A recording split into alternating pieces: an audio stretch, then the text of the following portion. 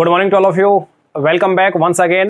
My name is Pankaj Jangra और आपके अपने यूट्यूब चैनल पे the gear of English classes पे मैं आप सबका तहे दिल से शुक्रगुजार हूँ। पिछली क्लास में हमने टेंस में पास्ट टेंस पूरा कर लिया था, जिसमें past indefinite, past continuous, past perfect continuous, ये चारों के चारों टेंस हमने कंप्लीट कर लिए थे। आज हम शुरू कर लेते हैं फ्यूचर इंडेफिनेट। आज हम फ्यूचर का हो सकता है तो कंप्लीट ही करवा देंगे। वीडियो थोड़ी सी बड़ी हो सकती है, ज्यादा बड़ी नहीं तो थोड़ी सी बड़ी हो सकती है। आप आखिर तक मन बनाकर देखते रहिए। आज फ्यूचर कंप्लीट हो जाएगा, मतलब आज अपना टेंस का चैप्टर 100% कंप्लीट हो जाएगा। लेट्स सी, तो आज शुरू कर लेते हैं future indefinite tense.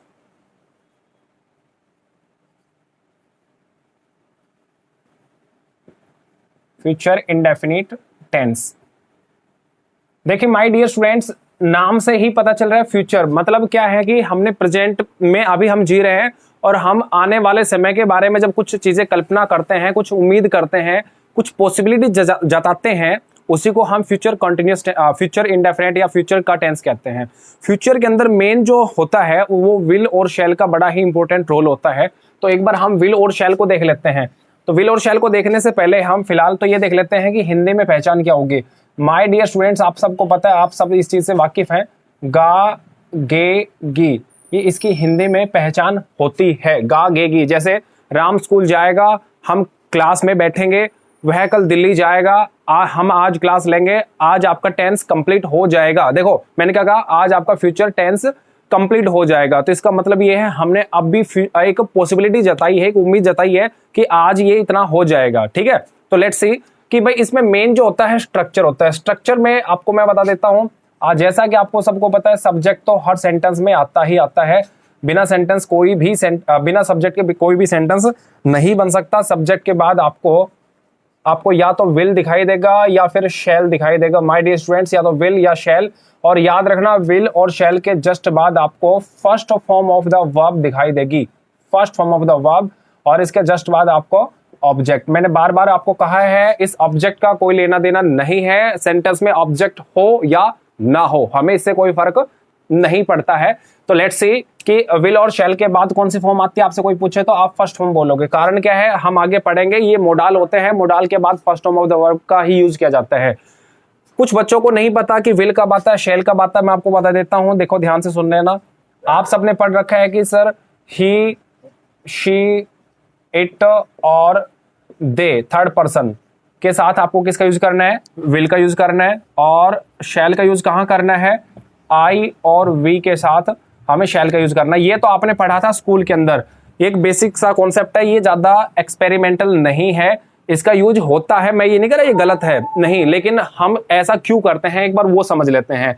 My dear students, जो होता है विल होता है, इस विल का यूज जब भी हम कभी करते हैं तो वो कभी भी पॉसिबिलिटी को जताने के लिए करते हैं। किसके लिए, पॉसिबिलिटी को जताने के लिए करते हैं। विल का यूज कभी भी करेंगे तो किसके लिए करेंगे, पॉसिबिलिटी के लिए। और शैल का यूज कभी करते हैं तो सर्टेनिटी की बात करता है। शैल हमेशा सर्टेनिटी की बात करता है, मतलब पॉसिबिलिटी का मतलब संभावना। अगर उस काम के होने की संभावना है तो हम डेफिनेटली किसका यूज करेंगे, विल का यूज करेंगे। और अगर आपको लगता है कि फ्यूचर में ये काम होने के पूरे चांस हैं 100%, तो देखो फ्यूचर में किसी को भी नहीं पता होगा कि नहीं होगा। मैं आपसे कहूं कि राम जॉब लग जाएगा, अगर मेरे को लगता है कि वो थोड़ी बहुत तैयारी कर रहे हैं, लग जाएगा, तो मैं किसका यूज करूंगा, विल का। और मेरे को लगता है जिस हिसाब से राम मेहनत कर रहा है, दिन रात जुटा हुआ है, पढ़ने लग रहा है, तो उस हिसाब से हम किसका यूज करेंगे, शैल का यूज करेंगे। तो यहां पर सर्टेनिटी हो चाहे आपका डेफिनेटली हो, क्या लिखा मिले, डेफिनेटली, सर्टेनली, इस टाइप के अगर कभी भी आपको कोई शब्द लिखने को मिलते हैं तो डेफिनेटली आपको किसका यूज करना है, शैल का यूज करना है। ये दोनों आपको मैंने एस्पेक्ट बता दिए हैं, याद रखना इस बात का। ठीक है, चलिए दूसरी बात देखो, आई के साथ ही शैल क्यों आता है, वी के साथ ही शैल का यूज क्यों करते हैं भाई, विल का यूज क्यों नहीं करते। माय डियर स्टूडेंट्स, कर सकते, मैं आपको 2-4 सेंटेंस देता हूं ताकि आपको अच्छे से वो चीजें क्लियर हो जाए। जैसे मैंने आपको बोला कि आई शैल प्ले, आई शैल प्ले, तो लिखा गया सेंटेंस बिल्कुल सही है। आप कहोगे सर हाँ बिल्कुल मैं खेल लूंगा, आई शैल प्ले, मैं खेल लूंगा, आई शैल प्ले। मैंने कहा कि भाई मेरी तबीयत थोड़ी डाउन है, शाम के टाइम पे खेलने चलेंगे, हो सकता है मैं ना भी चलूं, हो सकता है मैं चल भी दूं, तो मैं उस टाइम पे क्या बोलूंगा, I will play, I will play. आज के मैच में मैं 100% खेल लूंगा, तो देखो 100% तो कुछ नहीं कह सकते, लेकिन पक्का खेल लूंगा तो आई शैल प्ले। और मैंने कहा कि आज के मैच में तबीयत तो डाउन है लेकिन फिर भी मैं चलूंगा, खेल लूंगा, तो आई विल प्ले। अगर मेरे को लगता है कि काम के होने के लेस चांसेस हैं, कम चांस है, तो मैं विल का यूज करूंगा फ्यूचर के रेफरेंस के लिए। और मेरे को लगता है कि नहीं, इसका काम, हाँ, इसके होने के चांसेस ज्यादा हैं, इसलिए मैं किसका यूज करूंगा, शैल का यूज करूंगा। तो आप विल, आई के साथ विल का भी यूज कर सकते हो, शैल का भी यूज कर सकते हो। आपसे कभी भी एग्जाम के अंदर इस प्रकार की चीजें नहीं पूछता, जब पूछेगा तो मैं आपको अभी एरर के थ्रू बताऊंगा। ऐसे अगर मैं कहूंगा आपसे ही विल प्ले, तो डेफिनेटली आपको ही के साथ, आपने सबने देखा होगा क्या, ही के साथ भाई विल ही तो होता है, किसका यूज होता है, ही के साथ विल का। लेकिन कभी हम ऐसा करते हैं कि ही शैल प्ले, मैंने क्या कहा, ही शैल प्ले, लिखा गया सेंटेंस बिल्कुल सही होगा, कोई आपको गलत नहीं कह सकता। कारण क्या है, विल और शैल कभी फ्यूचर के रेफरेंस के लिए यूज तो किए जाते हैं, लेकिन ये अपने आप में मोडाल हैं। क्या है डियर, ये हेल्पिंग वर्ब नहीं है, क्या है, ये मोडाल हैं। आपसे कभी भी हेल्पिंग वर्ब नहीं बोलेगा। आपसे कोई पूछे कि विल और शैल क्या है, आप तुरंत क्या बोलते हो, सर हेल्पिंग वर्ब है। माय डियर स्टूडेंट्स, ये हेल्पिंग वर्ब नहीं होता, ये मोडाल होते हैं। आप कहोगे सर मॉडल या मोडाल, तो माय डियर स्टूडेंट्स, ये मोडाल बोला जाता है। मॉडल की स्पेलिंग में क्या आता है, ईएल आता है। क्या आता है, ईएल। मॉडल की स्पेलिंग में MODEL और मोडाल में MODAL, इसलिए मोडाल होता है। This is modal. बोलने में प्रोनाउंसिएशन को थोड़ा सा आप भी इंप्रूव करो मेरे साथ साथ, आपको हंसी आएगी। आप किसी के सामने बोलोगे तो अगले वालों को भी हंसी आ सकती है, बट हमने क्या कर रखा है, गलत, बचपन से ही गलत पढ़ रखा है, हमने मॉडल पढ़ रखा है। लेकिन मॉडल की स्पेलिंग MODEL होती है, मोडाल की स्पेलिंग MODAL होती है, याद रखना। तो आपसे कोई पूछे कि विल और शैल क्या होते हैं, हेल्पिंग वर्ब होते हैं, मोडाल होते हैं, तो आप कहोगे सर विल और शैल तो मोडाल होते हैं, हेल्पिंग वर्ब नहीं होती। और मोडाल जो होते हैं कभी भी सब्जेक्ट के हिसाब से नहीं आते। बात समझ में आ गई। जैसे मैंने आपसे एक नेक्स्ट सेंटेंस लिखा, मैं आपको यहीं पे सेंटेंस लिख के दिखाता हूं। सपोज हमारा जो सेंटेंस है ये है, देखो आपके दिमाग में एक कोई भी एक मोडाल सोच लो। सपोज मैंने शुड सोच लिया। क्या सोचा मैंने, शुड। आप सबको पता होगा would, should, could, may, might. Would, should, could, may, might, will और शैल, ये सब क्या होते हैं, मोडाल होते हैं। ऐसे मस्ट होता है, ऐसे नीड होता है, ऐसे ought to होता है, ऐसे यूज्ड होता है, ऐसे डेयर होता है। ये टोटल 13 होते हैं। कितने होते हैं मोडाल, संख्या में कितने होते हैं टोटल, 13। कितने होते हैं भाई, 13 होते हैं। तो अगर मैंने कहा शुड, तो शुड भी क्या अपने आप में एक मोडाल है। अगर ये मोडाल है तो डेफिनेटली अगर मैं कहूं आई शुड प्ले, मुझे खेलना चाहिए, आई शुड प्ले, मुझे खेलना चाहिए, मतलब आई के साथ शुड का यूज कर सकते हैं। ऐसे मैंने कहा ही शुड प्ले, उसे खेलना चाहिए। तो प्यारे बच्चों एक बात बताओ, जब आई के साथ शुड आ सकता है तो और ही के साथ भी शुड आ सकता है। ऐसे हमने कहा वी शुड प्ले, मैंने क्या बोला, वी शुड प्ले, तो वी के साथ भी आ सकते हैं। इसका मतलब शुड का यूज किसी के साथ भी हम लोग कर सकते हैं। इसका मतलब साफ साफ समझ में आया कि जो मोडाल होते हैं वो कभी भी अपने सब्जेक्ट के ऊपर डिपेंड नहीं होते हैं। मतलब इससे पहले ही आए, शी आए, वी आए, यू आए, राम आए, गीता आए, कोई फर्क नहीं पड़ता। एग्जैक्टली माय डियर स्टूडेंट्स, ऐसे ही अगर मैंने कहा वी विल प्ले, अगर मैंने क्या बोला, वी विल प्ले, तो विल क्या अपने आप में मोडाल है। इसका मतलब ये हुआ कि इसके विल के ऊपर इस वी का कोई फर्क नहीं पड़ता। इसका मतलब लिखा गया सेंटेंस बिल्कुल सही है। एग्जैक्टली ऐसे मैंने कहा ही विल प्ले, ये तो सही है, लेकिन मैंने बोला ही शैल प्ले, तो इसका मतलब ये हुआ ही के साथ भी शैल का प्रयोग हम लोग करेंगे, क्योंकि शैल का और ही का कोई लेना देना नहीं है। ना तो ही शैल पे डिपेंड होता है, ना शैल ही के ऊपर डिपेंड होता है। इसका मतलब बोथ सेंटेंस आर 100% करेक्ट। तो आपसे कोई बोले कि विल का यूज कहां करते हैं, तो आप बिल्कुल भी ये मत करना ही, शी, इट, दे के साथ। आप कह सकते हो विल का यूज जो भी सब्जेक्ट इस दुनिया के अंदर बन सकते हैं, जितनी भी चीजें, जो भी पार्ट्स ऑफ स्पीच इस दुनिया में सब्जेक्ट बन सकते हैं, उन सब के साथ हम किसका यूज कर सकते हैं, विल का। और शैल का यूज भाई शैल का यूज भी कर सकते हैं। मेरी बात समझ भाई, वहां पर ही का यूज भी कर सकते हैं, वी का शैल का यूज भी कर सकते हैं और विल का। आई होप आपको इतना समझ में आया होगा। अब बात कर लेते हैं कि भाई अपने एग्जाम में कैसे क्वेश्चन पूछते हैं विल और शैल के ऊपर। तो माय डियर स्टूडेंट्स आगे चलते हैं, देख लेते हैं जल्दी से।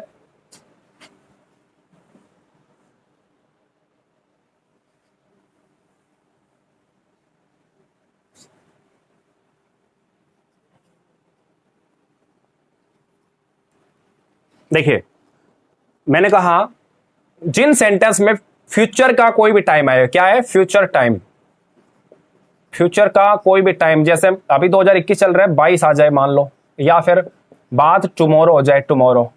टुमारो की स्पेलिंग एग्जाम में पूछी गई, याद रखना, बहुत सारे बच्चे भूल जाते हैं, पर पता होते हुए भी चीजों को हम फॉरगेट कर जाते हैं। तो आपको बार बार देखना है और माइंड को कॉन्सेंट्रेटिव बना के आपको फिर पढ़ना है, ठीक है। उसके बाद अगर मैं बात कर लूं फ्यूचर टाइम के साथ टुमारो की बात कर लेता हूं। ऐसे अगर मैं बात करता हूं यहां पर नेक्स्ट आ जाए, क्या आ जाए नेक्स्ट। अभी मैंने लास्ट लिखवाया था, याद हो पास्ट के अंदर क्या लिखवाया था, लास्ट। तो मैंने लास्ट के साथ क्या क्या लिखा था, last week, last month, last year, है ना, बोला था लास्ट वर्किंग डे। ऐसे ही मैं क्या बोल सकता हूं यहां पे कि भाई नेक्स्ट ईयर लिख सकता हूं, हाँ या ना। माय डियर स्टूडेंट्स याद रखना, दिस इज ईयर नहीं, ये ईयर नहीं होता। ईयर की स्पेलिंग EAR होती है। क्या होती है, EAR, ईयर। ये तो सबको पता होगा। आप बोलोगे सर क्यों बता रहे हो भाई साहब, जो ये होता है ना, इसको भी आप लोग क्या पढ़ते हो, ईयर पढ़ते हो, जो कि गलत है। This is year. क्या बोलते हैं इसको, ईयर। मेरे मुंह से कभी भी ईयर नहीं निकलेगा, हमेशा मैं ईयर बोलता हूं। क्या बोलता हूं, ईयर। तो कभी भी नेक्स्ट ईयर आ जाए, अभी आपको ईयर सुना होगा, लेकिन मैंने ईयर बोला है क्योंकि जल्दी जल्दी में आपको ईयर ऐसे कोई जोर देके नहीं बोलते हैं, इसलिए आपको याद रखना है दिस इज ईयर। क्योंकि मैं इसलिए बता रहा हूं ईयर है कि ईयर है, क्योंकि बोलना भी तो आना चाहिए। लेकिन आपसे कोई पूछे बताओ इससे पहले ए आएगा कि एन आएगा, आर्टिकल आपसे पूछ ले ए ईयर या एन ईयर, तो आप कहोगे सर एन ईयर, क्यों बचपन से पढ़ा है, गलत पढ़ लिया। ए ईयर आता है, क्योंकि अगर ईयर होता तो एन आता, और ईयर है तो ये ए आएगा। बात समझ भाई। छोटी छोटी बातें इतनी इंपॉर्टेंट होती हैं जिनके हम जानबूझ के गलती कर देते हैं। प्यारे बच्चों हमें नहीं पता होता। जैसे मैंने आपसे कहा इंक, INK इंक, इंक से पहले बताओ क्या आएगा, ए आएगा कि एन आएगा। आप कहोगे ए आएगा, कुछ कहेंगे नहीं एन आएगा। प्यारे बच्चों दोनों ही नहीं आएंगे। अब आप कहोगे सर बचपन से पढ़ा मैंने तो एन इंक, बिल्कुल गलत। आपने बचपन से कभी भी एन इंक नहीं पढ़ा। प्यारे बच्चों याद करो आपने क्या पढ़ा होगा, जल्दी बोलो, पढ़ के बताओ क्या है ये, इंक पॉट। क्या है, इंक पॉट, बहुत सही है। तो आपने इंक पॉट को काउंट किया है, ना कि इंक को। इंक काउंटेबल ही नहीं है। काउंटेबल मतलब जिसको गिन ही नहीं सकते। अब इंक को गिन नहीं सकते तो प्यारे बच्चों एक बात बताओ, ए और एन का मतलब कितना होता है, एक। तो एक शाही कैसे हो सकती है, एक इंक कैसे हो सकती है प्यारे बच्चों। इसलिए इंक पॉट से पहले आपको एन लगाना है, और इंक से पहले कुछ नहीं आएगा। बात समझ भाई। तो इसलिए आपसे कोई पूछे कि बताओ इंक से पहले क्या आएगा, आप कहोगे कुछ नहीं आएगा। याद रखना, ऐसे ईयर से पहले क्या आएगा, ए आएगा। ये छोटी छोटी बातें तो आपको आगे लेके चलेंगी। एकदम से तो आप हीरो बनने से रहे, समझ रहे हो मेरी बातें। चलो देख लेते हैं। तो बात कर लेते हैं कि टुमारो अगर आ जाए तो टुमारो और नेक्स्ट आ जाए तो नेक्स्ट के बाद नेक्स्ट ईयर हो सकता है, और क्या हो सकता है, नेक्स्ट मंथ भी हो सकते हैं, और क्या हो सकते हैं, नेक्स्ट वीक भी हो सकता है, और नेक्स्ट वर्किंग डे। बात समझ भाई। तो इसका मतलब ये हुआ, साफ साफ हमें समझ में आ रहा है कि अगर कभी भी फ्यूचर से रिलेटेड बात करेंगे तो विल और शैल के बाद कौन सी फॉर्म का यूज करेंगे, जल्दी बोलो, फर्स्ट फॉर्म का। किसका यूज करेंगे, फर्स्ट फॉर्म का यूज करेंगे। तो सेंटेंस क्या हुआ, Raman will play the guitar, Raman will play the guitar on his next birthday, on his next birthday.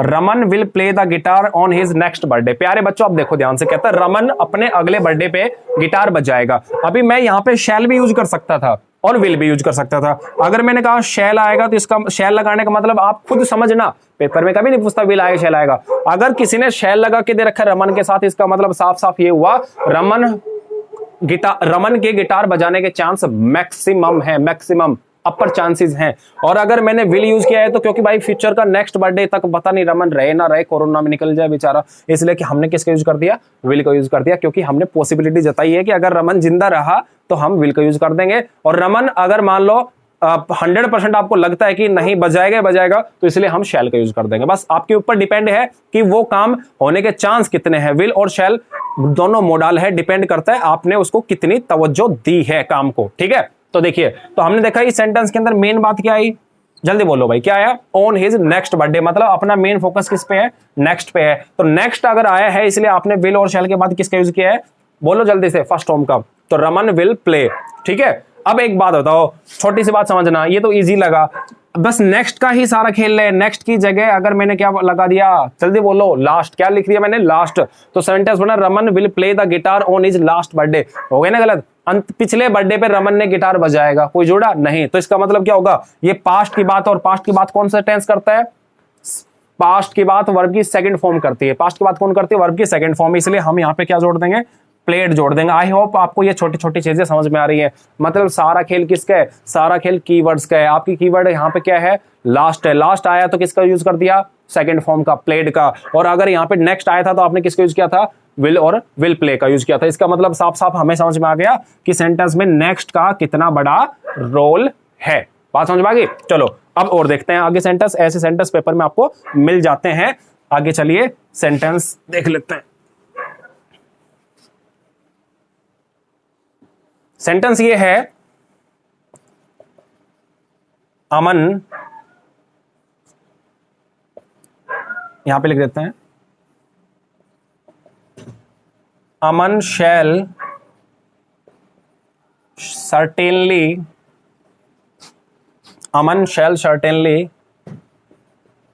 start his own business. Next यहां पे टुमारो कर लेते हैं, ठीक है। ये सेंटेंस मैंने लिखा, Aman shall certainly start his own business tomorrow. Aman कल ही अपना बिजनेस 100% शुरू करेगा। 100% इन द सेंस उसके बिजनेस को 100% चीजें रेडी हैं, बस उसको कल से शुभ मुहूर्त करना है। इसका मतलब ये हुआ प्यारे बच्चों कि अमन के काम होने के चांस मैक्सिमम है। अब आपसे कोई पूछ ले बताओ ए पार्ट, कोई पूछे बताओ बी पार्ट, कोई बोल दे आपसे सी पार्ट, और ये नो एरर मैंने यहां लिख दिया, नो एरर डी पार्ट। आपसे कोई पूछे बताओ यहां पर गलती है कि नहीं है। अब आप कहोगे कि सर अमन आया है, ठीक है, शैल आया, फर्स्ट होम आई, शैल के साथ फर्स्ट होम, विल और शैल के साथ विल या शैल में से कोई एक चीज आएगी, हाँ जी आई है। उसके बाद फर्स्ट होम आएगी कब? जिस सेंटेंस में टुमारो आए। सेंटेंस में टुमारो भी आया है और विल और शैल में से कोई एक चीज भी आई है, तो इसका मतलब सेंटेंस कैसा होना चाहिए? सही। लेकिन प्यारे बच्चों सेंटेंस कैसा है? आप समझ गए होंगे कैसा सेंटेंस है? गलत। किस वजह से? ये भी समझ गए होंगे। आपको पता है प्यारे बच्चों शैल जो है वो अमन के साथ आ सकता है, अमन के साथ शैल आ सकता है, लेकिन एक बीमारी साथ में आ गई इसके। क्या आ गई? बोलो जल्दी से। सर्टेनली। अब एक बात बताओ, सर्टेनली का मतलब भी क्या होता है? 100%, लगभग। मैंने ये नहीं कहा कि 100% ही, मतलब पूरे चांस है। और शैल का मतलब भी मैंने क्या बताया था? सर्टेनली। मतलब जो शैल जो काम कर रहा है वही काम कौन कर रहा है? सर्टेनली। सर्टेनली जो काम कर रहा है वही काम कौन कर रहा है? शैल कर रहा है। इसका मतलब इन दोनों में से कोई एक आएगा। क्या बोला मैंने? इन दोनों में से या तो क्या आएगा? शैल, और या फिर आएगा सर्टेनली। तो किसी एक को हटाना है। आप कहोगे जी ये ए पार्ट है, ये बी पार्ट है, हमें पेपर में कैसे पता चलेगा कि शैल को हटाएंगे या सर्टेनली को? चलो हम हटा भी देंगे तो हमें कैसे पता चलेगा ए में मिस्टेक है कि बी में मिस्टेक है? शैल को हटाएंगे सर्टेनली को? तो प्यारे बच्चों याद रखना है, सर्टेनली को नहीं हटा सकते, सर्टेनली को नहीं हटा सकते। शैल को चेंज करके क्या लिखना पड़ेगा? विल। आ गई बात समझ में? अब समझ लो क्यों होता है ऐसा। इंग्लिश में सबसे पहला रूल यही होता है एरर्स को फिगर आउट करने का, कि ना तो किसी चीज को हटा सकते और ना ही अपने पास से कोई चीज जोड़ सकते हैं। मेरी बात समझ में आई मैं क्या कह रहा हूं? ना तो हम किसी चीज को हटा सकते हैं सेंटेंस से और ना ही सेंटेंस में कोई चीज जोड़ सकते हैं। इसलिए no adding no subtracting, no adding no subtracting. हाँ, चीजों को एक रूप से दूसरे रूप में चेंज कर सकते हैं। आपने एक वो थर्मोडायनेमिक्स का नियम जरूर पढ़ा होगा डेफिनेटली, कि energy can not be made or cannot be destroyed. It cannot be made, cannot be destroyed, but can be changed into one form to another form.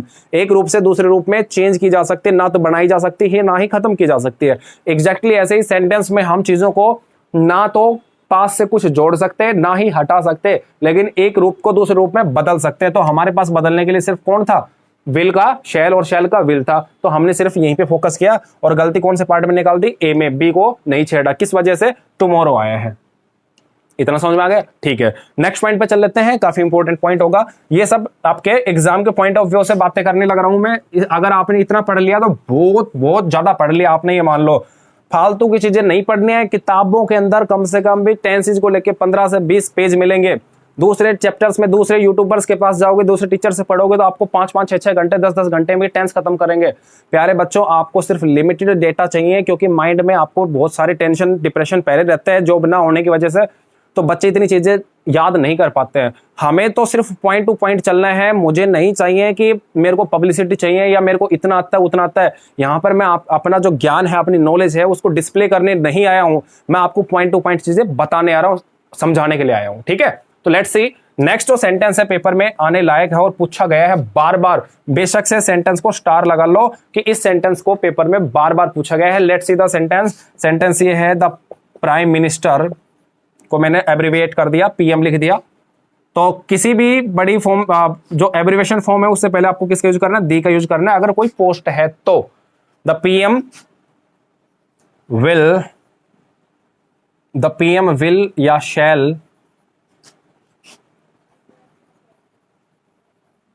Inaugurate this highway, the PM will या shall inaugurate this highway next month.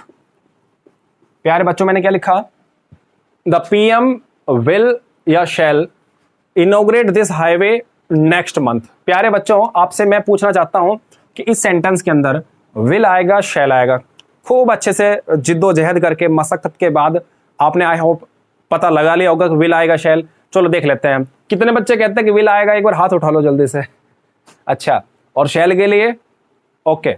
प्यारे बच्चों मैं बता देता हूं, ना तो will आएगा ना शैल आएगा, दोनों ही गलत हैं। क्या बोला मैंने, ना तो विल आएगा और ना ही शैल आएगा, दोनों ही गलत है। आप कहोगे सर ऐसे कैसे, आपने तो बताया था जिस सेंटेंस में नेक्स्ट आ जाए उसमें विल और शैल के बाद फर्स्ट फॉर्म 100% आती है। जी हाँ, मैंने बिल्कुल बताया था, लेकिन प्यारे बच्चों यही तो इंग्लिश है, इसमें कुछ एक्सेप्शंस होते हैं, छोटी छोटी चीजों को समझना पड़ता है, रटना नहीं समझना पड़ता है, क्योंकि ये एक टेक्निकल लैंग्वेज है। कोई भी लैंग्वेज हो ये एक फिजिक्स की तरह वर्क करती है, फिजिक्स की तरह। मैं आपको प्रेपोजिशन पढ़ाऊंगा, ऐसे मैं आपको वर्ब्स का टॉपिक पढ़ाऊंगा, ऐसे मैं आपको सपोज करो कि कोई भी फिगर ऑफ स्पीच पढ़ाऊंगा, उसके अंदर आप ये मानना हर चीज का एक किसी दूसरी चीज के साथ कनेक्शन है। प्रेपोजिशन और एडवर्ब दो ऐसे टॉपिक हैं, अगर आपने उनको टेक्निकली समझ लिया तो पूरी इंग्लिश को आप एक सेकंड में चित कर सकते हो। तो लेट्स सी कि सेंटेंस में ऐसा क्या हो गया। प्यारे बच्चों ये एक बात बताओ, काम को कौन कर रहा है, पीएम। पीएम एक बात बताओ, कोई इंसान है या पोस्ट है, जल्दी बोलो। आप कहोगे सर पोस्ट है, क्योंकि मैंने यहां पे मोदी जी नहीं लिखा। मैंने क्या कहा, मैंने यहां पे मोदी जी नहीं लिखा। अगर मैं यहां पे मोदी जी लिखता तो सेंटेंस में विल या शैल में से कोई एक चीज आप चूज कर लेते अपने हिसाब से, लेकिन प्यारे बच्चों मैंने यहां पे क्या लिखा, पोस्ट। अब पोस्ट कोई इंसान नहीं है, पोस्ट कोई इंसान नहीं होती। इसका मतलब कोई भी काम जब पोस्ट करता है, देखो दो तरीके के काम होते हैं धरती पे, एक होता है पब्लिक के लिए काम करना और एक समाज के लिए काम करना। एक बात बताओ, सपोज करो किसी कारणवश मोदी जी को कुछ भी प्रॉब्लम होगी, किसी भी प्रकार की, हमारे प्राइम मिनिस्टर साहब हैं, उनको किसी भी प्रकार से कोई टेक्निकली प्रॉब्लम होगी जिसकी वजह से उनको रोड के इनॉग्रेशन के लिए जाना था, उद्घाटन करने के लिए जाना था, वो नहीं जा पाए, तो क्या एक बात बताओ, जितने भी अरेंजमेंट हुए थे, जितना भी खर्चा हुआ था, जितने भी पुलिस गई थी वहां पे, 3 दिन पहले से बेचारी पुलिस वहां पे पहरा देने लग रही है, सिक्योरिटी इंचार्ज है, जितने भी अरेंजमेंट्स हुए थे, करोड़ों का नुकसान हो जाएगा ऐसे। तो इसका मतलब वो तो इनॉग्रेशन तो नहीं हो पाएगा, और 10 दिन का बाद टाइम थे, 10 दिन बाद फिर जाना पड़ेगा, फिर प्रॉब्लम हो सकती है। इंसान है भाई, कुछ भी प्रॉब्लम हो जाए, पर्सनल भी होती है और सोशली भी होती है। इसका मतलब ये होता है ये चीजें तो कभी होंगे नहीं।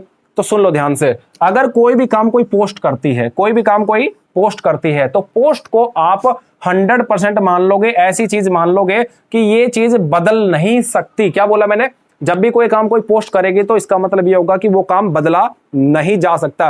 और कोई भी जैसे बदला नहीं जाए, मतलब मैंने कहा अगर धरती जो है वो सूर्य के चारों तरफ चक्कर लगाती है, तो क्या कोई इसको टाल सकता है? कभी ऐसा हुआ है कि धरती माता को आज कुछ काम हो गया हो और बोले कि नहीं मैं सूर्य के चारों तरफ चक्कर कल लगाऊंगे, आज नहीं लगाऊंगे? कभी ऐसा हुआ है कि सूरज आज पूर्व से उदय ना होकर पश्चिम से हो गया, या आज उदय ही नहीं हुआ? कभी भी ऐसा नहीं होता। मतलब ये सब चीजें क्या होती हैं, कोई भी काम जब कोई पोस्ट करती है या फिर कोई भी काम यूनिवर्सल ट्रुथ के अंदर आ जाते हैं, तो वो डेफिनेटली आपके प्रेजेंट इंडेफिनेट में लिखे जाते हैं। किस में लिखे जाते हैं? प्रेजेंट इंडेफिनेट में। ये मेरे साथ लिख लो इस लाइन को, कि जब भी कोई काम कोई पोस्ट करती है तो उस काम को प्रेजेंट इंडेफिनेट में लिखा जाता है, क्योंकि प्रेजेंट इंडेफिनेट में काम को टाला नहीं जा सकता। इसलिए प्यारे बच्चों इस सेंटेंस के अंदर हम क्या लिखेंगे, इस सेंटेंस में इनॉग्रेट्स कर देंगे। क्या कर देंगे?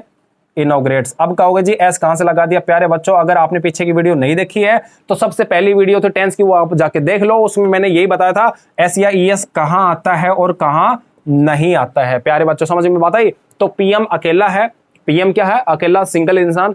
सिंगुलर सब्जेक्ट के साथ सिंगुलर वर्ब का प्रयोग करेंगे। क्या बोला मैंने? सिंगुलर सब्जेक्ट के साथ सिंगुलर वर्ब। अगर फिर भी किसी को कोई प्रॉब्लम है समझने में तो पहले चैप्टर को आप जाके देख लो, टेंस के पार्ट 1 को। चलिए आगे चल लेते हैं। तो अभी अपना फ्यूचर इंडेफिनेट पूरा हो गया है, इससे बाहर इसमें कुछ भी नहीं पूछा जाता। अब बात करते हैं फ्यूचर कॉन्टिन्यूअस टेंस की। आई होप ये सेशन आपको खूब अच्छे से समझ में आया होगा और बिल्कुल भी मुश्किल नहीं है। मुझे तो बड़ा इजी लगता है, आप लोगों को भी इजी लगेगा, और जो काम मैं कर सकता हूं आई होप आप भी कर सकते हो। बात कर लेते हैं फ्यूचर कॉन्टिन्यूअस टेंस की।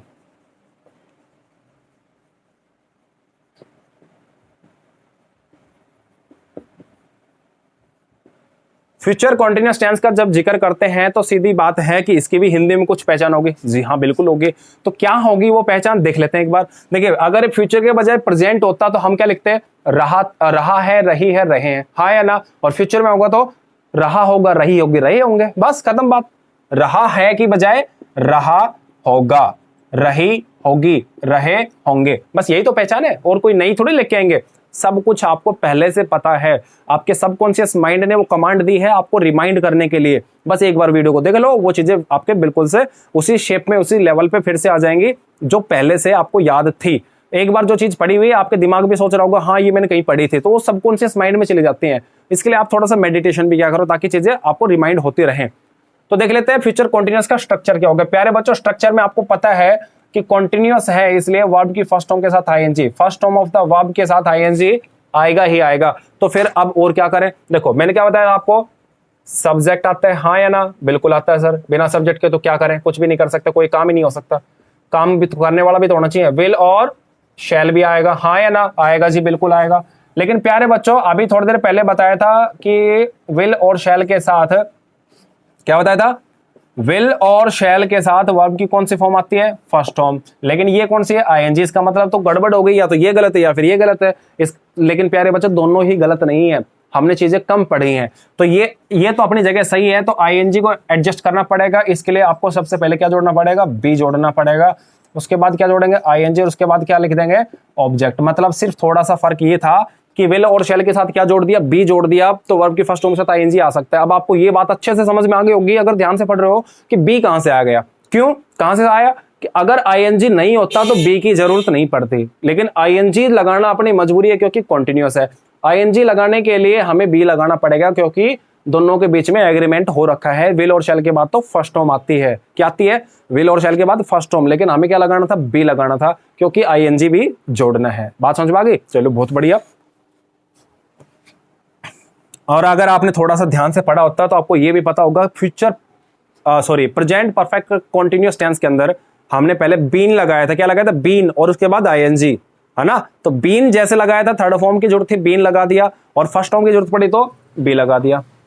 नेक्स्ट वन, ये तो ठीक है सर कि इतना हमें याद हो जाएगा, पेपर में हमें कैसे पता चलेगा कि कौन सा कब भरना है। तो प्यारे बच्चों याद रखना, अगर सेंटेंस में, इसका कीवर्ड क्या होगा, अगर सेंटेंस में एट दिस टाइम के साथ में टुमारो आ जाए, क्या आ जाए, एट दिस टाइम के बाद टुमारो, या नेक्स्ट, या फ्यूचर का कोई भी टाइम, फ्यूचर टाइम, तो इसका मतलब साफ साफ हमें समझ में आ गया। क्या आ गया कि एट दिस टाइम तो सर आपने बताया था किस में आते हैं, कॉन्टिन्यूअस में। कौन सा कॉन्टिन्यूअस है, प्रेजेंट कॉन्टिन्यूअस में।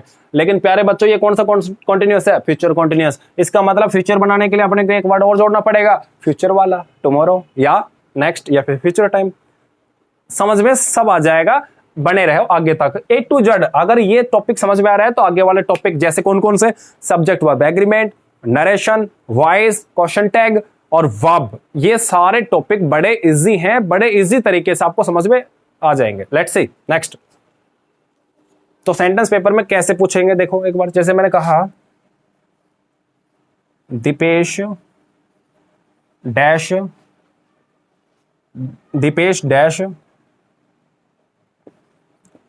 his work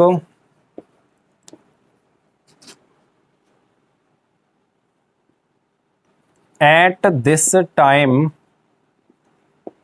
this time tomorrow। क्या बोला मैंने, Deepesh dash his work at this time tomorrow. पहला ऑप्शन विल स्टार्ट, दूसरा विल बी स्टार्टिंग। प्यारे बच्चों, दो ही ऑप्शन हैं, प्यारे बच्चों दो ही ऑप्शन हैं, क्योंकि फालतू के ऑप्शन आएंगे तो उनको आप मान लेना कि चार ऑप्शन की पूर्ति करने के लिए चार ऑप्शन दिए गए थे। आपके पास दिमाग में टुमारो देखते ही दो ही ऑप्शन आने चाहिए, या तो विल स्टार्ट या फिर will be start, will start या फिर will be start. Very good. अब आपको चूज करना है कि विल स्टार्ट आएगा कि विल बी स्टार्टिंग आएगा। अब आपको एक बात दिमाग में आई होगी कि सर अगर अकेले टुमारो को पढ़ें, क्या बोला मैंने, अकेले टुमारो को पढ़ें, अकेले टुमारो को सिर्फ देखें, तो आपके दिमाग में क्या आएगा, Deepesh will start his work tomorrow. अगर अकेला टुमारो आता तो क्या आता, Deepesh will start his work tomorrow. और प्यारे बच्चों, अगर मैं आपसे बोल दूं कि यहां पर अकेला टुमारो नहीं है, आंख खोल के देख लो क्या है इसके साथ में, एट दिस टाइम टुमारो। क्या बोला मैंने, एट दिस टाइम टुमारो। तो एट दिस टाइम देखते के साथ दिमाग में आना चाहिए कॉन्टिन्यूअस। आप खुश हो गए होंगे बिल्कुल कि एट दिस टाइम आए, कॉन्टिन्यूअस है, और कॉन्टिन्यूअस में आईएनजी लगे बिना कॉन्टिन्यूअस बन ही नहीं सकता। मतलब ये 100% गलत है और ये 100% सही है। ऐसे क्वेश्चन बिल्कुल नॉर्मल, बिल्कुल इजी तरीके से आपसे पूछेंगे। तो ये present sorry future continuous tense खत्म। इससे ज्यादा मुझे नहीं लगता कुछ आएगा। और अगर आपको फिर भी पढ़ना है तो बहुत सारे लोग हैं पढ़ाने के लिए, आपको बेवकूफ बनाने के लिए, आपके टाइम वेस्ट करने के लिए, और आपको आपके जो मोटिव है, ऑब्जेक्टिव है, आपका गोल है, एम्बिशन है, उससे भटकाने के लिए बहुत सारे लोग बैठे हैं। तो आप भटक जाओ बेशक से। नेक्स्ट, ओह सॉरी, बात कर लेते हैं प्यारे बच्चों फ्यूचर, जल्दी बोलो, perfect tense. Future perfect tense. Perfect देखते ही खुश हो गए बिल्कुल, ओ भाई साहब परफेक्ट आ गया, थर्ड फॉर्म आएगी, है ना। क्या बोला मैंने, परफेक्ट आ गया, थर्ड फॉर्म आएगी। और कॉन्टिन्यूअस देखते ही खुश हो गए थे, आईएनजी आएगा। दो ही तो बातें हैं, अरे पूरे टेंस में ही दो बातें हैं भाई। कॉन्टिन्यूअस दिखे तो आईएनजी और परफेक्ट दिखे तो थर्ड फॉर्म, खत्म बात। मतलब इसकी हिंदी की पहचान क्या होगी, चुका होगा, चुका होगा, चुकी होगी, चुके होंगे। इस टाइप की हिंदी की पहचान आपके दिमाग में आ गई होगी। जैसे रमेश अपना काम कर चुका होगा, मेरे घर पहुंचने से पहले मेरी मम्मी खाना बना चुकी होगी। आप समझ रहे हो इस टाइप की बातें। हम अपने प्लान को शुरू कर चुके होंगे। इस टाइप की चीजें आपके दिमाग में आएंगी, और अगर आएंगी तो सीधी बात है, इसका स्ट्रक्चर देख लेते हैं। प्यारे बच्चों, सब्जेक्ट तो आएगा ही आएगा, सब्जेक्ट के बिना तो बात बनने वाली नहीं है। इसका मतलब साफ साफ ये हुआ कि परफेक्शन को कौन शो करेगा। पहले देखो कौन आया है, फ्यूचर। फ्यूचर आया तो दिमाग में क्या आना चाहिए, विल या शैल। फ्यूचर आया तो दिमाग में क्या आना चाहिए, विल या शैल आएगा। अब कौन है, परफेक्ट। अब आपको पता है विल और शैल के बाद तो कौन सी फॉर्म आती है, फर्स्ट फॉर्म। कौन सी फॉर्म आती है, फर्स्ट फॉर्म थोड़ी देर पहले पढ़ा था। लेकिन हमारा ये कौन सा टेंस है, परफेक्ट। हमें कौन सी फॉर्म चाहिए, थर्ड फॉर्म। तो पहले बच्चों लगाओ क्या, हैव, और फिर क्या जोड़ो, थर्ड फॉर्म, मतलब कंप्लीट। विल या शैल के बाद हैव, और हैव के बाद वर्ब की कौन सी फॉर्म आती है, थर्ड फॉर्म आती है। उसके बाद ऑब्जेक्ट आता है। क्या, तो उसके बाद ऑब्जेक्ट आता है। ये आए ना आए हमें कोई मतलब नहीं है। बहुत सारे बच्चे, छोटे बच्चे देख रहे हैं, 8वीं 9वीं 10वीं 11वीं 12वीं की क्लास के जो बच्चे हैं, हर बच्चे के क्लास में टेंस आते हैं। 8th से शुरू हो जाते हैं, 12th तक टेंस पीछा छोड़ते नहीं है। फिर कॉम्पिटिटिव एग्जाम्स जो होते हैं उनके अंदर आते हैं। कोई भी बच्चा जो फर्स्ट ईयर के अंदर जाता है, चाहे बीए करे, बीएससी करे, चाहे कुछ भी करे, उसमें भी आपको टेंस का चैप्टर तो मिलता ही मिलता है। तो प्यारे बच्चों, हर इंसान के लिए है ये। जो बच्चे भी अभी देख रहे हैं इस टेंस के चैप्टर को, वो अपने छोटे भाई जो 8वीं 9वीं 10वीं क्लास में, उनको भी दिखाओ, उनके लिए भी जरूरी है। टेंस तो हर इंसान के लिए जरूरी है। अगर अभी ये समझ में आ गए 8वीं क्लास में, तो definitely 9th 10th 11th 12th तक तो आप परफेक्ट हो जाओगे टेंस के अंदर।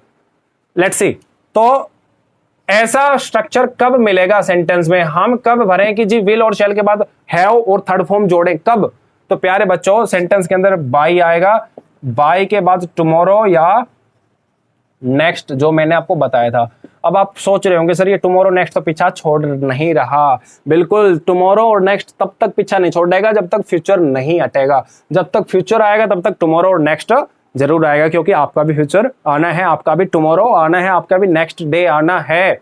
इसका मतलब ये हुआ कि सिर्फ थोड़ी थोड़ी चीजें बदल रही हैं। याद करो, फ्यूचर इंडेफिनेट, सबसे पहले आज का जो टेंस पढ़ा है फ्यूचर इंडेफिनेट, उसमें क्या पढ़ाया था, टुमारो नेक्स्ट अकेला पढ़ाया था। थोड़ी देर पहले जो present future perfect future continuous पढ़ाया था, उसमें क्या पढ़ाया था कि यहां पर बाई की बजाय क्या था, एट दिस टाइम था। और अब परफेक्ट आया तो बाई आ गया। यहां पर प्यारे बच्चों देखो, आपको पता होगा बाई का मतलब आप लोग क्या लिखते हो, द्वारा। प्यारे बच्चों, बाई का मतलब हर जगह द्वारा नहीं होता है। यहां पर बाई का मतलब है तक। क्या होता है इसका बाई का मतलब, तक। फ्यूचर के लिए अगर कभी भी बाई आए तो उसका हमेशा यूज किसके लिए करेंगे, तक के लिए। जैसे कल तक, अगले मंडे तक, अगली साल तक, इस साल के खत्म होने तक, तो बाई का यूज करना है। तक को इंग्लिश में क्या कहते हैं, बाई, फ्यूचर के अंदर। नेक्स्ट लेट्स सी, इस सेंटेंस में हम कैसे पेपर में पूछेंगे। जैसे मैंने कहा, I shall have completed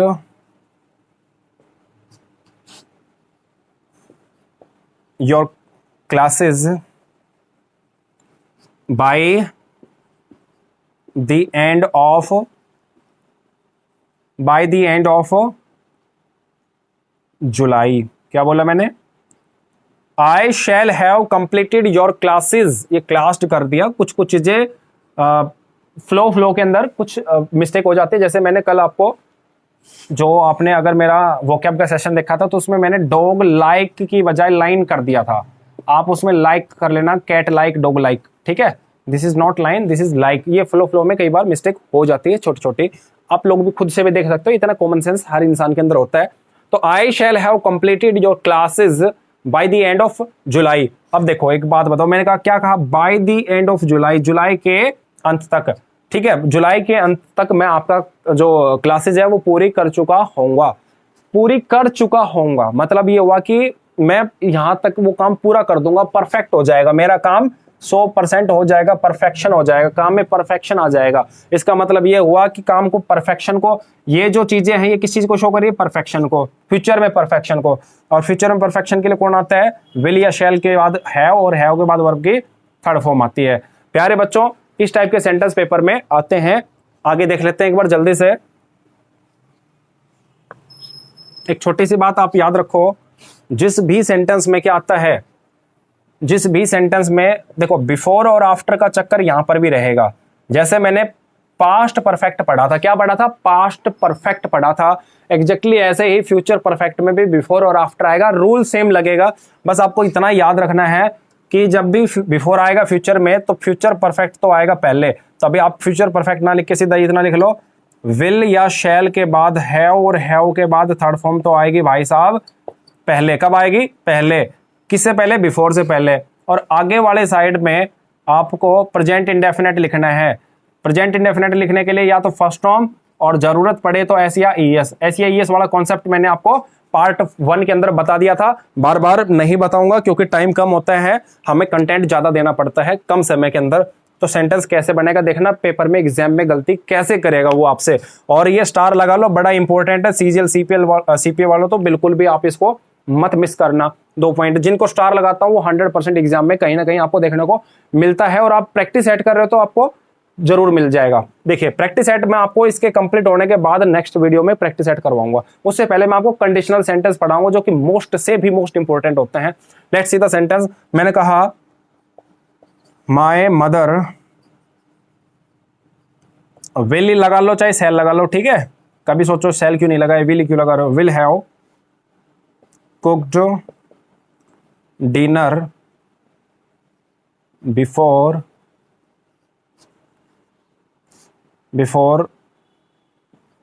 I will reach home. प्यारे बच्चों ये सेंटेंस है, ध्यान से देखना। मैंने कहा my mother will have cooked dinner before I will reach home. आपसे बोलेगा बताओ ये ए पार्ट दे दिया आपको, ये बी पार्ट दे दिया आपको, ये सी पार्ट दे दिया आपको, और यहां पर कोई भी नो एरर का पार्ट दे दिया डी पार्ट। आपसे पूछ ले कि बताओ गलती कहां पर है, तो आप प्यारे बच्चों कहां निकालो गलती। आप कहोगे, आप देखना इस सेंटेंस के अंदर जो क्लोज बनी है सबऑर्डिनेट क्लोज, उसके अंदर आपने देखा कि विल यहां पर भी आया है और विल यहां पर भी आया है। प्यारे बच्चों मैंने क्या कहा, विल दोनों साइड मत लगाना। किसी भी सबऑर्डिनेट क्लोज में विल या शैल दोनों साइड नहीं आता, मतलब फ्यूचर को दोनों साइड नहीं लिख सकते, एक साइड लिखेंगे। प्रिंसिपल क्लोज में, जिनको प्रिंसिपल क्लोज समझ में नहीं आई कोई बात नहीं, भूल जाओ, बस इतना याद रखो पहले सेंटेंस के अंदर आपको विल और शैल के साथ हैव के बाद थर्ड फॉर्म लगानी है। बिफोर के बाद आपको कौन सी फॉर्म जोड़नी थी, देखो जल्दी से।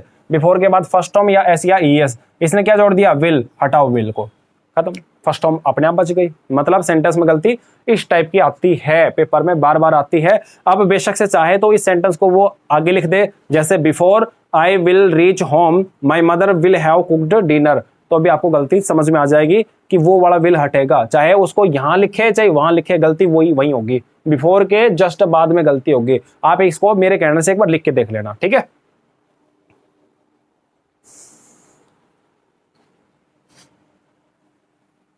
Next and last tense is, आज का अपना टेंस का चैप्टर बिल्कुल फिनिश हो जाएगा, हम परफेक्ट कर देंगे। जो उम्मीद जताई थी वो लगभग अपनी कंप्लीट हो जाएगी। फ्यूचर परफेक्ट कॉन्टिन्यूअस को खत्म करते ही, इसको पढ़ने की जरूरत तो है नहीं, लेकिन फिर भी हम बता देते हैं, क्योंकि जिस तरीके से मैंने प्रेजेंट परफेक्ट कॉन्टिन्यूअस पढ़ाया था, ऐसे पास्ट परफेक्ट कॉन्टिन्यूअस पढ़ाया, एग्जैक्टली ऐसे मैं आपको फ्यूचर परफेक्ट कॉन्टिन्यूअस पढ़ाऊंगा। देखिए मैंने कहा future perfect continuous tense, future perfect continuous tense. Hindi में पहचान क्या होती है इसकी, देखिए, से रहा होगा, क्या बोला मैंने, से रहा होगा या से रही होगी, ये, या फिर से रहे होंगे, ठीक है। कोई भी, जैसे मैंने आपसे कहा कि इस महीने के अंत तक, इस मंथ के एंड तक मैं 10 दिन से आपको क्लास पढ़ा रहा हूंगा। मैंने क्या बोला, इस महीने के अंत तक मैं 10 दिन से आपको क्लास पढ़ा रहा हूंगा। जैसे कुछ लोग कहीं पे काम करते हैं तो आप किस तरीके, या कहीं पे रहते हैं तो आप क्या कह सकते हो कि भाई इस साल के अंत तक हम यहाँ पर 5 साल से रह रहे होंगे। देखो, बोलचाल की भाषा में इस टाइप के सेंटेंस नहीं बोले जाते हैं, क्योंकि आप काम किससे चला देते हो, नॉर्मल भाषा से। जैसे मैंने आपसे कहा, इस साल के अंत तक हम यहाँ से पे 5 साल से रहेंगे, या रह रहे हैं, या रह चुके होंगे, या रह रहे होंगे। तो एग्जैक्ट जो सही होता है वो क्या होता है, से रहा होगा, से रही होगी, से रहे होंगे। इसके स्ट्रक्चर कैसे बनता है प्यारे बच्चों, सबको पता है। देखो, स्ट्रक्चर थोड़ा बड़ा बनेगा, ध्यान रखना। सब्जेक्ट आएगा, है कुछ भी नहीं, समझो एक बार, लिखने के बजाय एक बार समझो, रुको, लिखना बंद करो, एक बार समझो क्या है ये, फ्यूचर। फ्यूचर देखते दिमाग में क्या आ गया, विल या शैल। अब क्या है, परफेक्ट। लेकिन थर्ड फॉर्म नहीं जोड़ सकते, क्योंकि थर्ड आईएनजी फिर कंटिन्यूअस के साथ भी जोड़ना पड़ेगा। तो आप एक काम करो, बीन ले लो, वही बीन, पहले वाला बीन, आप समझ रहे हो, बीन आ गया। फिर क्या आया, कंटिन्यूअस। तो हम क्या करेंगे, वर्ब की फर्स्ट फॉर्म के साथ आईएनजी। बात समझ भाई, इसलिए बीन लगाते हैं, क्योंकि इसकी थर्ड फॉर्म अगर यहां बना दूंगा तो फिर आईएनजी किसके साथ लगाऊं, इसलिए मैंने पहले से क्या ले रखा है, बीन पहले से ले रखा है। तो वर्ब की फर्स्ट फॉर्म के साथ आईएनजी मैंने यहाँ पे लिख दिया है। और उसके बाद प्यारे बच्चों क्या आ गया, ऑब्जेक्ट। आप कहोगे सर इतने में काम खत्म नहीं होगा, तो और भी लिखेंगे। अभी थोड़ा बड़ा स्ट्रक्चर मैंने आपको बताया था, क्योंकि अभी वो सिस्टम बचा हुआ कौन सा, सिंस या फॉर वाला। प्यारे बच्चों, सिंस या फॉर जरूर आएगा, और उसके बाद क्या आएगा, टाइम। सिंस और फॉर जरूर आएगा, और उसके साथ क्या आएगा, टाइम। प्यारे बच्चों, ये सिंस और फॉर के साथ टाइम तो सब में आता है। प्रेजेंट परफेक्ट कॉन्टिन्यूअस में भी आया था, पास्ट परफेक्ट कॉन्टिन्यूअस में भी आया था, फ्यूचर परफेक्ट कॉन्टिन्यूअस में भी आया। कौन सी नई बात है। आप कहोगे जी हमें कैसे पता चलेगा, यहाँ पे इज लिखे हैं, आर लिखे हैं, हैज लिखे हैं, हैव लिखे हैं, हैड लिखे, क्या लिखे हैं, कैसे कहोगे कि सर विल और शैल आना चाहिए। तो प्यारे बच्चों, पहचान इसकी भी है, कीवर्ड इसके भी है। मैंने कहा by the end of, by the end of ये आएगा पक्का, बाय द एंड ऑफ, और साथ में लिखेंगे मैं टुमारो या next. Bye the end of के साथ क्या लिखेंगे, टुमारो या नेक्स्ट। मैंने कहा था इसका स्ट्रक्चर थोड़ा बड़ा है, अगर आप इसको स्किप भी कर दोगे तो भी कोई बात नहीं है। बाकी अब मैंने आपको ये स्ट्रक्चर समझाया है, रटना नहीं है। रट लेता तो मैं भी कहीं ना कहीं से बुक में देख के अब फिर से लिखता, है ना, लेकिन रटना नहीं। मैंने देखा सब्जेक्ट सब में आता है, फ्यूचर है तो विल शैल है, परफेक्ट है तो बीन है, कॉन्टिन्यूअस है तो आईएनजी है। ये मैंने पहले से पढ़ रखे हैं, किसमें, प्रेजेंट परफेक्ट कॉन्टिन्यूअस में और पास्ट परफेक्ट कॉन्टिन्यूअस में। सिंस और फॉर के साथ टाइम, और उसके बाद भाई बाय द एंड ऑफ क्या आया, टुमारो या नेक्स्ट। सेंटेंस देख लेते कैसे। जैसे मैंने कहा वी, सेंटेंस खालिस्तान दे देता हूं मैं ताकि आपको भरने में इजी हो जाए। Dash in this house for 3 years। मैंने क्या लिखा, we dash in this house for 3 years। मैं यहां पर 3 साल से रह रहा था, रह रहा हूं, या रह रहा होऊंगा। कैसे पता, नहीं पता। अगर डायरेक्ट सेंटेंस सिर्फ इतना ही मिले तो आपके पास ऑप्शन होगा वी हैव बीन लिविंग। हम इस घर में 3 साल से रह रहे हैं। क्या है, अगर सेंटेंस इतना ही मिले तो आपको करना क्या है, इस सेंटेंस को सिर्फ इतना लिख के वीडियो को स्टॉप कर लेना है और इसके अंदर ये वाला पुट कर देना है, ठीक है। अब वीडियो अपना शुरू कर लो। अभी मैं सपोज करो यहां पे लिखूं व्हेन आई मेट यू। मैंने क्या लिखा, व्हेन आई मेट यू, जब मैं आपसे मिला था तब, जब मैं आपसे मिला था तब मैं इस घर में 3 साल से रह रहा था। क्या कहा मैंने, जब मैं आपसे मिला था तब मैं आप इस घर में 3 साल से रह रहा था। प्यारे बच्चों, आपने देखा इस सेंटेंस में कौन सी फॉर्म आई, जल्दी बोलो भाई, सेकंड फॉर्म। कौन सी फॉर्म, सेकंड फॉर्म। और सेकंड फॉर्म देखते ही आप खुश हो गए, क्यों, क्योंकि किस में आता है सेकंड फॉर्म, बोलो भाई, पास्ट में। अगर ये पास्ट में आता है तो यहां पर प्रेजेंट नहीं आ सकता। इसका मतलब सेंटेंस में क्या आना चाहिए था, हैड। क्या आना चाहिए था, हैड, फिर बीन, और फिर लिविंग। क्या लिखा मैंने, हैड बीन लिविंग। बात समझ भाई। मतलब अगर सेंटेंस यहां तक ही रहे, ईयर्स तक रहे, तो हैव बीन लिविंग, और अगर सेंटेंस में पास्ट की कोई बात का जिक्र करे तो हैड बीन लिविंग। और प्यारे बच्चों अगर फ्यूचर का जिक्र करे, फ्यूचर का जिक्र मतलब ये वाली बात लिख दे। क्या लिख दे? ये वाली बात। देखो सिंस और फॉर के साथ टाइम तो सब सेंटेंस में आता है, तो प्रेजेंट पास्ट फ्यूचर का पता कौन बता रहा है? ये बता रहा है, ये सेंटेंस बता रहा है। तो इसको अगर मैं पास्ट की बजाय फ्यूचर में लिख दूं, जैसे मैंने कहा, क्या कहा, इसको अगर मैं ऐसे लिख दूं, bye the end of this year, इस साल के bye the end of this year, इस साल के अंत तक मैं इस घर में 3 साल से रह रहा होऊंगा। मतलब अभी मेरी ईयर खत्म नहीं हुई है, दिसंबर 31 दिसंबर जब आएगा तब मेरे को 3 साल पूरे हो जाएंगे, समझ गए? तो 3 साल से रह रहा होऊंगा, मतलब ये फ्यूचर की ज्यादा ही आगे तक की इमेजिनेशन कर रहा है। तो इसलिए बात किसकी कर रही है? प्यारे बच्चों बताओ, प्रेजेंट है, पास्ट है, फ्यूचर? आप कहोगे सर फ्यूचर है सर, अंधे को भी दिख रहा है फ्यूचर है। और प्यारे बच्चों अगर ये फ्यूचर है तो मैं यहां पर सेंटेंस में सही क्या लिखूंगा? विल या शैल। तो वी के साथ क्या जोड़ दें? शैल। तो we shall have been living, we shall have been living in this house for 3 years by the end of this year, समझ गए? और बाय द एंड देखते ही आप भी खुश हो गए सर, क्योंकि हमारे सेशन का भी एंड हो गया है। तो प्यारे बच्चों आज की क्लास सिर्फ इतनी करेंगे।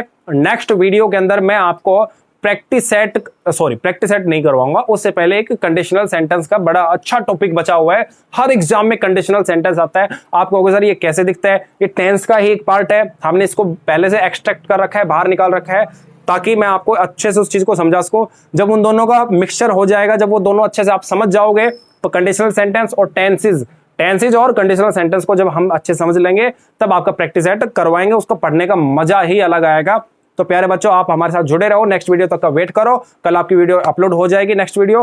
तब तक के लिए थैंक यू वेरी मच। अगर आपने हमारे चैनल को सब्सक्राइब नहीं किया है तो प्यारे बच्चों सब्सक्राइब कर लो, और वीडियो अच्छे लगे तो लाइक कर दो, और अपने दोस्तों के साथ शेयर करो। अपने जो छोटे भाई बहन हैं 8th 9th 10th 11th 12th class में पढ़ते हैं, उनको भी आप ये टेंस के वीडियो दिखाओ, क्योंकि उनके क्लास में भी आप देखोगे पार्ट्स ऑफ स्पीच, जिसमें नाउन, प्रोनाउन, आपका adjective, adverb, conjunction, preposition, interjection, conjunction, ये सब चीजें अच्छे से डिटेल में पूछते हैं। उनको यहीं से कॉन्सेप्ट क्लियर होगा। घर बैठे बैठे लॉकडाउन में स्कूल के जो टीचर्स है वो तो क्लास ले नहीं रहे, तो उनको कैसे पता चलेगा? साल 2 साल उनके खराब हो रही है, बेस कॉन्सेप्ट जो होगा क्लियर होगा नहीं। इसलिए प्यारे बच्चों मैं चाहता हूं कि बस आप उनको भी दिखाओ, आप भी देखो। Thank you very much, have a superb day. Thank you.